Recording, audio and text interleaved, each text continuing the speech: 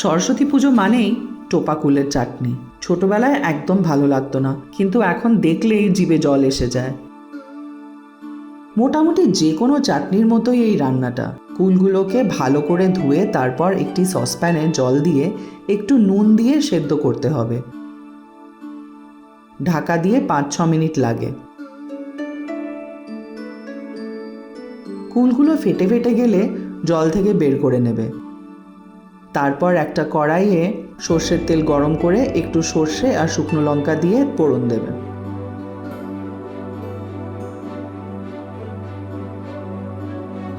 তারপর একটু নাড়াচাড়া করে কুল সেদ্ধ করার জলটা হাফ কাপ মতো দিয়ে দেবে।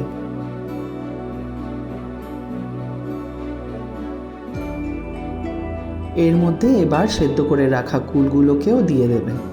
পরিমাণ মতো আরও একটু জল দিয়ে এতে সামান্য হলুদ গুঁড়ো আর লঙ্কার গুঁড়ো দিয়ে দেবে, আর কুলগুলোকে ফোটাতে থাকবে। হলুদের কাঁচা গন্ধ চলে গেলে পরিমাণ মতো গুড় দিয়ে দেবে। আমি এখানে গুড়ের পাউডার দিচ্ছি, তোমরা গুড়ের ডেলা থাকলে গ্রেট করে দিয়ে দিতে পারো।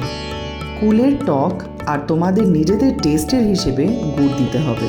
ব্যাস, এবার গুড় ভালো করে যখন একটা সিরাপি কনসিস্টেন্সিতে এসে যাবে, এটাকে নাবিয়ে নেবে। চাইলে একটু ভাজা মশলাও দিতে পারো।